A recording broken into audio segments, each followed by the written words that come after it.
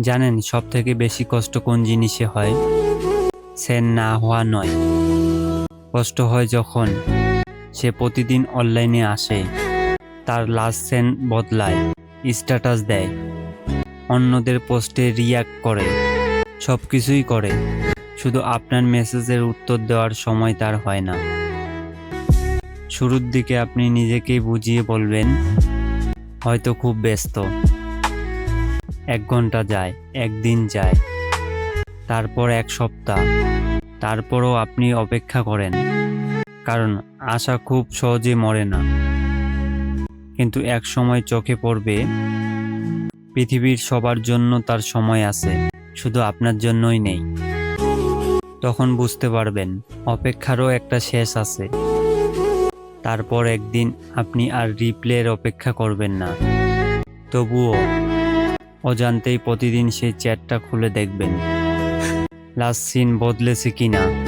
হয়তো কোনো মেসেজ এসেছে, হয়তো আজ লিখবে সরি একটু বিজি ছিলাম, কিন্তু সেই হয়তো শব্দটা মানুষের আস্তে আস্তে ভেতর থেকে ফাঁকা করে দেয়।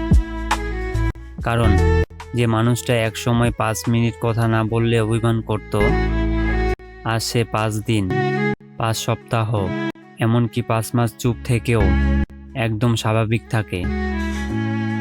ভালোবাসা শেষ হলে মানুষ একদিন হারিয়ে যায় না, আগে রিপ্লে কমে যায়, তারপর কথাগুলো ছোট হয়ে যায়, তারপর আগ্রহ হারিয়ে যায়, আর একদিন আপনি বুঝতেই পারবেন না শেষ কথাটা ঠিক কবে হয়েছিল।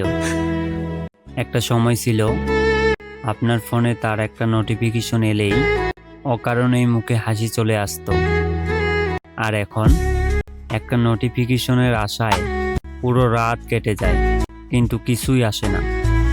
জানেন, অবহেলা কখনো শব্দ করে আসে না, শুধু চুপচাপ আসে।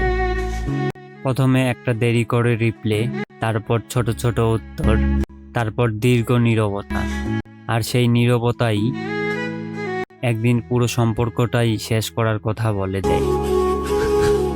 তাই একটা কথা মনে রাখবেন, যে মানুষ সত্যি আপনার মূল্য বোঝে, সে ব্যস্ত থাকতেই পারে, কিন্তু আপনাকে এমন অনুভব করাবে না যেন আপনি তার জীবনে আর নেই। আর যে মানুষটা আপনাকে হারানোর ভয় পায় না, তার কাছে 1000টা মেসেজ পাঠিয়েও কোনো সম্পর্ক বাঁচানো যায় না। মনে রাখবেন, কখনো কখনো রিপ্লে না পাওয়াটাই সবচেয়ে স্পষ্ট রিপ্লে, কারণ তার লাস্ট সিন বদলায়, কিন্তু আপনার জন্য আর কোনো রিপ্লে আসে না। যে অনুভূতির ভাষা নেই, সোল মিরাজ সেই ভাষা।